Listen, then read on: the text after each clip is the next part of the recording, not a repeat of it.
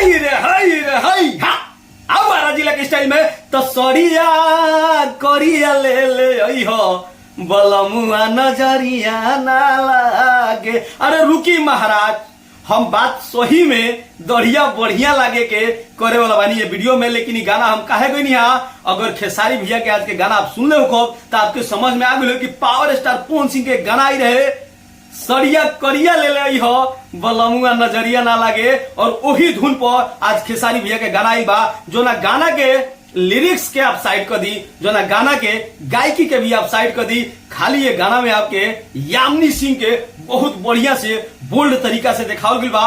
और यही चीज पर अगर ये गाना हिट होता तो एक पीछे के कारण यामिनी सिंह के बोल्ड अवतार हुई। बाकी ये गाना के धुन कॉपी धुन बा, ये गाना के धुन पूरा के पूरा सड़िया करिया ले ली हो धुन से उठा के डालल गई बा। का हो अखिलेश काश्यप, कबो कुछ नया कलो, कबो कुछ आपन धुन बना लो, कहिया तक ले तू चोरी क के खेसारी भैया से गाना गवेब। हमेशा जब देखो अखिलेश कश्यप के अगर नाम राइटर में आ गई तो गाना पक्का कहीं ना कहीं से चुरावल गई हुई।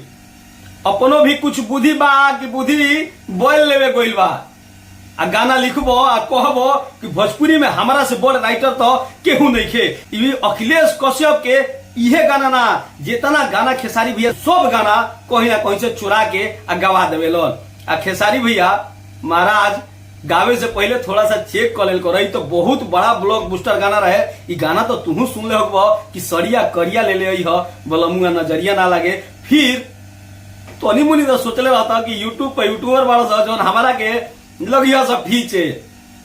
पवन सिंह आज यूट्यूब के टॉप सिंगर में शामिल ना भइला आने के पीछे कारण बा कि पवन सिंह के गाना हर बार कुछ नया फ्लेवर में आवेला, कुछ नया टेस्ट में आवेला। तो जब नया टेस्ट में आवेला तो ओकरा के लोग धीरे धीरे पसंद करेला।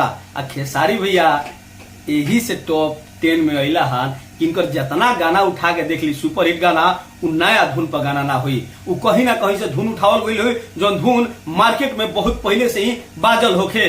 बाकी आप लोग के का विचार बा ये वीडियो पर हमारा कमेंट बॉक्स में जरूर बताई, लेकिन केहू के गाली गलौज करके अपन कमेंट खराब मत करो। बाकी भोजपुरी के बात करे वाला भोजपुरी के बेटा के साथे आप नहीं जुड़ल तो चैनल सब्सक्राइब करके हमारा साथे जुड़ जाइए और वीडियो के ज्यादा से ज्यादा शेयर करी जा।